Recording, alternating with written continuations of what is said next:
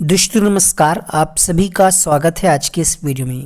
इस वीडियो में हम डिस्कस करेंगे कि 23 जनवरी को जो आपकी यूपी टेट की परीक्षा हुई है, इसमें कितने प्रश्नों के उत्तर बदल सकते हैं और कितने प्रश्नों पर कॉमन नंबर मिल सकता है। उत्तर बदलना, कॉमन नंबर होना दोनों अलग अलग बातें हैं, आपको समझना पड़ेगा। सच्चाई थोड़ा सा कड़वी होती है, तो हो सकता है इस वीडियो में जो आपको बातें बताई जा रही हो वो आपको कड़वी लगें। कारण ये है कि अगर आपका 1 या 2 नंबर कम है और अगर हमने आपको बताया कि इसका नंबर नहीं बदलेगा या नहीं बढ़ेगा, तो सिंपल सी बात है, आप नाराज़ होंगे। आप कहेंगे कि सर आपको पता नहीं है, इसका आंसर ये होगा। और वो आप आंसर कहाँ से चेक कर रहे होंगे? गूगल से चेक कर रहे होंगे या फिर आपके पास जो किताबें होंगी उससे चेक कर रहे होंगे। आयोग गूगल के आंसर, आपके पास जो किताब जिससे आप पढ़ कर के गए हो, किसी भी प्रकाशन की हो, उसके आंसर नहीं माने जाते हैं। साफ साफ लिखा होता है कि जो आपको चैलेंज करना है उसमें भी साफ साफ लिखा होगा कि आप डीएलएड की प्रमाणित बुक को जब आप भेजेंगे तभी वो माना जाएगा ऑब्जेक्शन। तो ये एक डाउट अपने मन में जो है उसको क्लियर कर लीजिएगा कि अगर आप गूगल वाला आंसर कहीं भी सर्च करके भेज रहे हैं और वो आंसर मान लिया जाए तो ऐसा नहीं होने वाला है, ठीक है। इसके अलावा 2017 के काफ़ी सारे क्वेश्चंस पेपर 1 में कॉपी हुए, पेपर 2 में तो बहुत अधिक प्रश्न कॉपी हुए। अब ये जो डेटा है ये 2019 की टीटी का है। यहाँ पर क्या है, यहाँ पर भी 1340 आपत्तियों को खारिज कर दिया गया था। और यहाँ पर एक बयान है इनका, यही सचिव वर्तमान में हैं जो पहले थे, ठीक है। कुछ समय के लिए हटाए गए थे, फिर से इन्हीं को कार्यभार दिया गया था। यहाँ पर इन्होंने ये भी कहा था कि परीक्षा नियामक प्राधिकारी के सचिव अनिल भूषण चतुर्वेदी ने बताया है कि सारी प्रक्रिया पूरी करके संशोधित उत्तर की जारी की जाएगी। संशोधित उत्तर की में कोई आपत्ति स्वीकार नहीं होगी। तो जो आपकी रिवाइज्ड आंसर की आएगी वो मेन होगी, उससे आप आंसर चेक करिएगा, तब आपको आपका वास्तविक स्कोर पता चलेगा कि क्या हो रहा है। उसी पर आपकी आंसर की जो है, उसी पे आपकी जो ओएमआर है वो चेक होगी। और पीएनपी का ये रिकॉर्ड रहा है, ऐसा पहली बार नहीं हुआ है। हमने आपको कई बार अपनी क्लासेस में, टेलीग्राम ग्रुप में भी बताया है कि ये जो संस्था है ये परीक्षा ठीक से नहीं करा पाती है। इस पे विवाद हमेशा रहता है, चाहे वो यूपी टेट हो, 68,500 शिक्षक भर्ती हो या 69,000 शिक्षक भर्ती हो, या फिर जूनियर का सुपर टेट जो हाल ही में हुआ है, ठीक है। ये परीक्षा संस्था ठीक नहीं है। इस पर ऑलरेडी बहुत सारे विवाद जो हैं मतलब चल रहे हैं, और हो सकता है आप में से बहुत सारे लोग नए बच्चे हैं उनको ना पता हो। हमने आपको पहले भी बताया था। देखिए यहाँ पर 2017 में 13 प्रश्न थे विवादित। पीएनपी ने कितने प्रश्नों का आंसर बदला था? 3 प्रश्नों का। 2019 में भी जो परीक्षा आपकी हुई थी 8 जनवरी को, उसमें भी कुछ ऐसी ही कंडीशन बनी थी। एक प्रश्न का उत्तर कॉमन नंबर दिया गया था और 1 या 2 प्रश्न में उत्तर बदला गया था, ठीक है। तो आप ज़्यादा उम्मीद मत लगा करके रखिएगा। यूट्यूब पे आप वीडियो देखने के लिए स्वतंत्र हैं, 50 वीडियो देख डालिए, हर कोई बताएगा इसका ये मिल जाएगा वो मिल जाएगा, उससे कोई मतलब नहीं निकलने वाला है। आयोग अपनी मनमानी करता है। हालांकि आप लोग कोर्ट जाएंगे जिनका भी 1-2 नंबर कम होगा, बट कोर्ट में मामला चलता रहता है और ये इधर रिजल्ट जारी हो जाता है, क्योंकि परीक्षा संस्था अगर कई प्रश्नों के आंसर बदलती है तो फिर उस परीक्षा संस्था पर सवाल खड़े हो जाते हैं। इसलिए ये परीक्षा संस्था क्या करती है, 1-2 या मुश्किल से 3 प्रश्नों में ये उलटफेर करके रिवाइज्ड आंसर की जारी कर देंगे। और उसके बाद रिजल्ट, जब तक आप कोर्ट में जाएंगे, डेट लगेगी, तब तक क्या होगा, आपका रिजल्ट आ चुका होगा। उसके बाद कोर्ट केस चलता रहेगा और जो भी है चीज़ें चलती रहेंगी।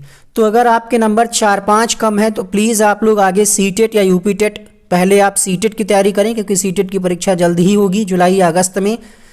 और अगर आपका 1 या 2 नंबर से अगर आप बॉर्डर पे हैं तो उम्मीद है, हम ये नहीं कह सकते कि आप पास हो जाएंगे। उसका कारण है अब पता नहीं कौन सा आपका प्रश्न डाउट वाला हो और हम कौन सा आपको बताएं या आयोग किस आंसर में बदलाव करें।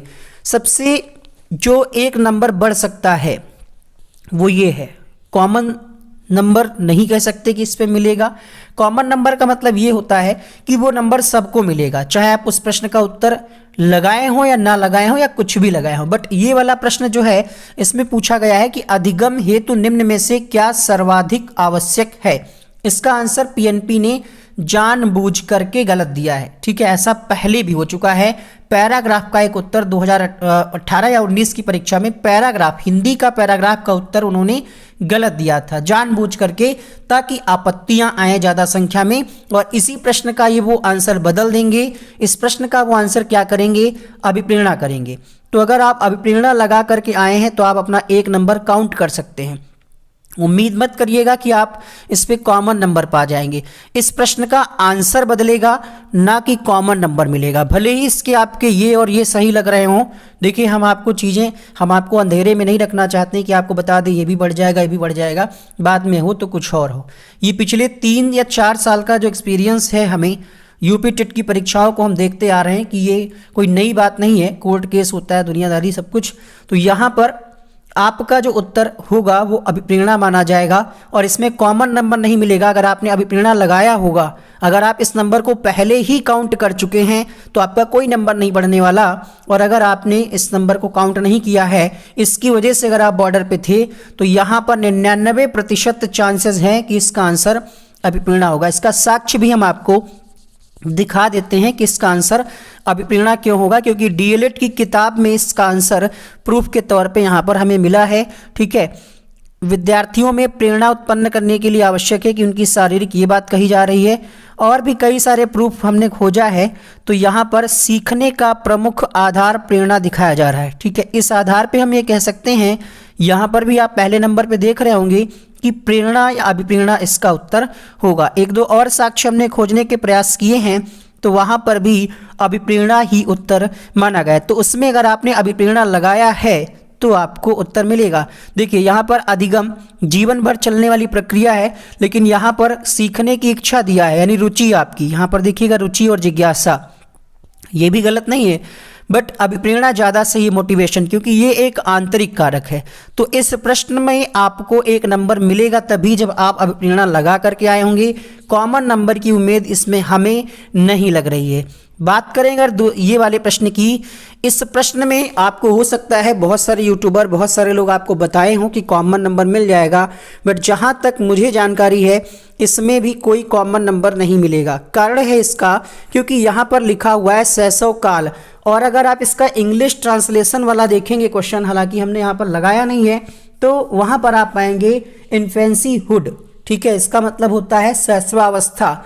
और आयोग ने साफ साफ क्लियर लिखा है कि अगर किसी प्रश्न में अगर कुछ लगता है दिक्कत है तो इंग्लिश वाला माना जाएगा किसी भी परीक्षा में। इसी में नहीं, सभी परीक्षाओं में यही होता है। अगर हिंदी ट्रांसलेशन में कोई मिस्टेक होती तो वो इंग्लिश वाला आंसर ही मानते हैं। अब हम ऐसा क्यों कह रहे हैं, इस बात पर हमें बहुत सारी आप लोग गालियां भी दे सकते हैं, नेगेटिव कमेंट भी कर सकते हैं कि सर आपको पता नहीं इसका आंसर ये होगा वो होगा। देखिए ये जो प्रश्न है ये आपका है क्वेश्चन नंबर 20, और इसका आयोग ने आंसर दिया है जन्म से 6 वर्ष। किसी के अनुसार तो पूछा नहीं है कि किसी मनोवैज्ञानिक के अनुसार। अब इसका आंसर जो है, कुछ लोग यहाँ पर सीटेट का और DSSB में पूछे गए प्रश्न का साक्ष्य लगा रहे हैं, तो वहाँ पर ऑप्शन में जन्म से 6 वर्ष नहीं था।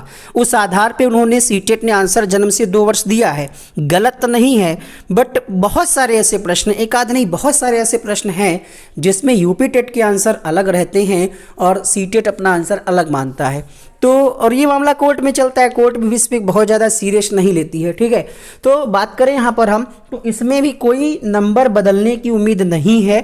हम कह सकते हैं कि इसका जो आंसर दिया है, भले ही आपकी नज़र में इसका उत्तर गलत हो, बट आयोग इस पर अपना उत्तर नहीं बदलेगा।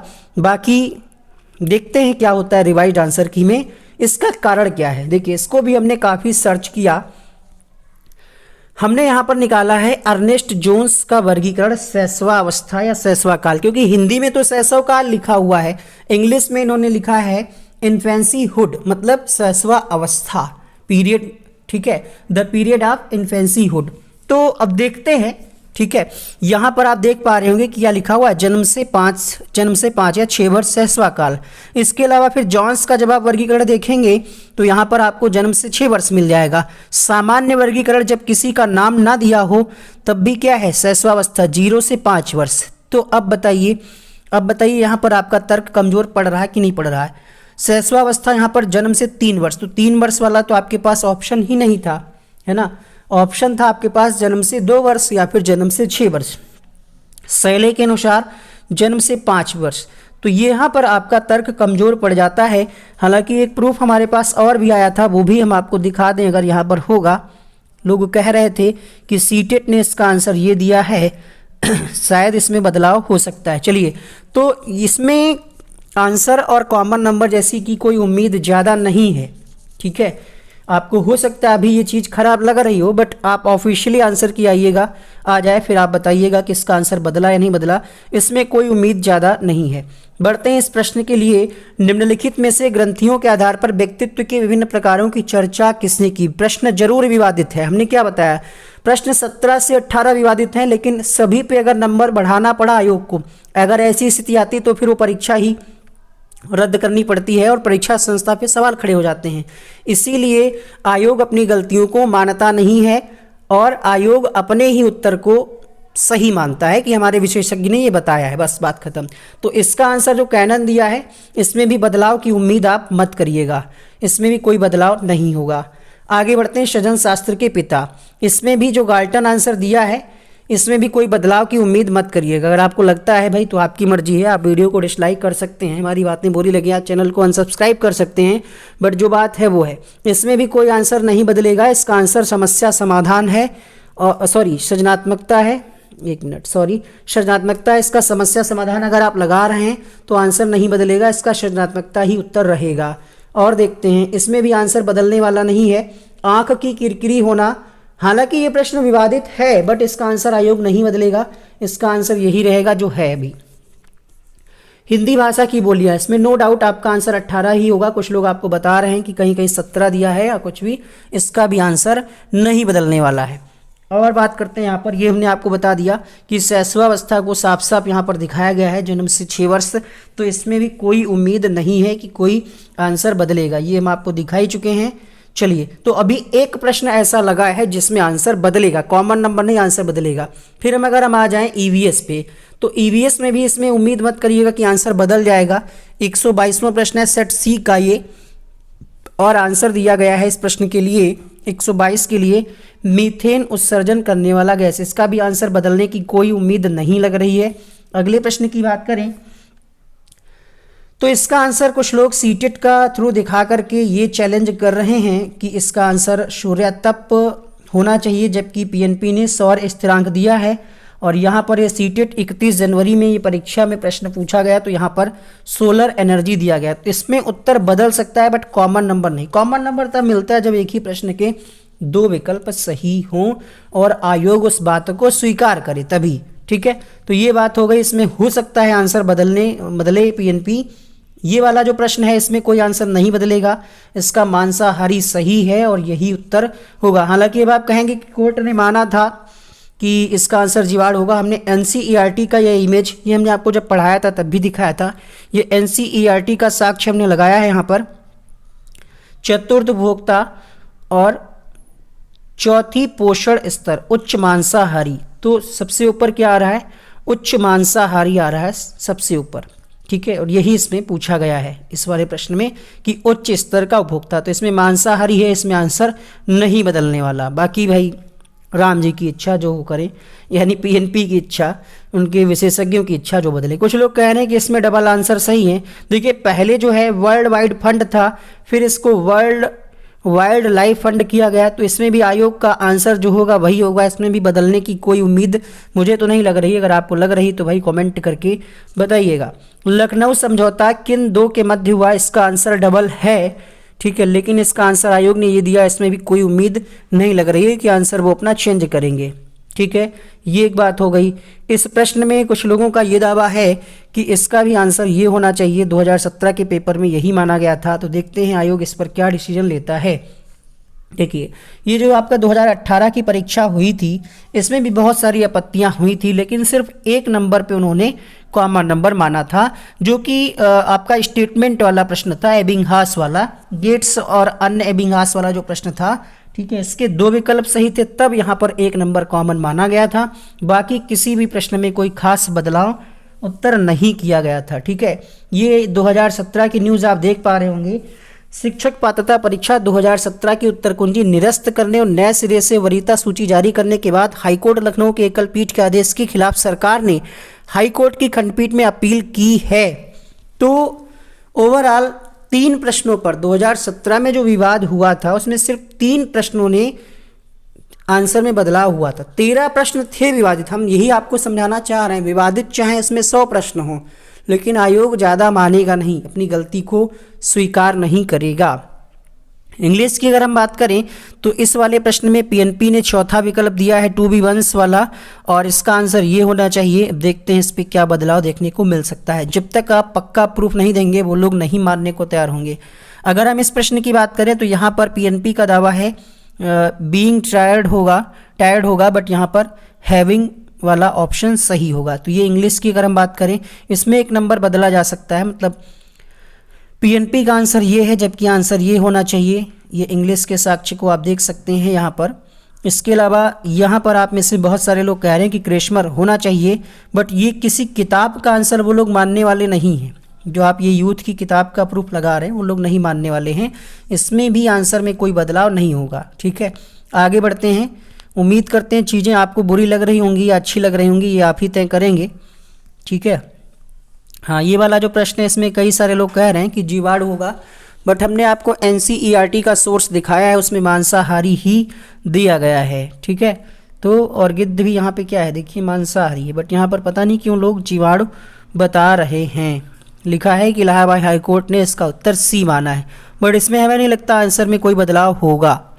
तो उत्तर कुंजी जारी हो चुकी है, 1 फरवरी तक आप आपत्ति कर सकते हैं। बाकी हम भी सोर्स जुटा रहे हैं, मतलब जो इसके प्रूफ हैं। प्रूफ देखिए हमने आपको बताया, प्रूफ जो हैं वो गूगल के नॉर्मल किसी पब्लिकेशन की किताब के एक्सेप्ट नहीं किए जाएंगे। साक्ष्य आपके जो होने चाहिए वो NCERT या SCERT या किसी प्रमाणित किताब के होने चाहिए। इसी तरीके से पेपर 2 में इस वाले प्रश्न का आंसर बदलेगा और इस वाले प्रश्न का आंसर बदलेगा, लेकिन जब चैलेंज किया जाएगा तब इस वाले प्रश्न का आंसर बदल सकता है। ठीक है, तो ये एक बात हो गई। देखिए यहाँ पर साफ साफ कहा जा रहा है कि ऑनलाइन आपत्ति दर्ज कराने में किसी भी प्रकार के साक्ष्य अभिलेख वेबसाइट पर अपलोड नहीं किए जाएंगे। अभ्यर्थी आपत्ति के साक्ष्य के रूप में बुक रेफरेंस का नाम, बुक यानी आप किसी गूगल का स्क्रीनशॉट या किसी नॉर्मल किताब, जैसे आपके पास अगर अरिहंत युद्ध की किताब होगी, उसका आंसर स्वीकार नहीं करेंगे वो लोग। ठीक है, हालांकि ये प्रक्रिया पूरी तरीके से गलत है अगर देखा जाए कि पहले आप आंसर गलत करें फिर ऑब्जेक्शन लें, बट क्या कर सकते हैं, पूरा सिस्टम ही ख़राब है। हम लोग सिर्फ आवाज़ उठा सकते हैं। चलिए, तो इस वीडियो में इतना ही। बाकी आपके विचार कमेंट में आमंत्रित हैं। सभी को शुभकामनाएं। जो पास हो रहे हैं 90+ हैं, 82+ हैं। नंबर घटने की कोई उम्मीद नहीं है, बट बढ़ने के लिए अगर हम बात करें, आप में से बहुत सारे लोगों का सवाल होगा कितना नंबर बढ़ सकता है, तो मिनिमम और मैक्सिमम अगर हम बात करें तो 2 प्रश्नों में आंसर बदला जाएगा और 2 प्रश्नों में कॉमन नंबर मिलेगा। ठीक है, अब वो कौन से प्रश्न होंगे ये हमने आपको पूरा बता दिया है इसमें। उम्मीद करते हैं चीज़ें आपकी क्लियर हो गई होंगी। Thank you so much.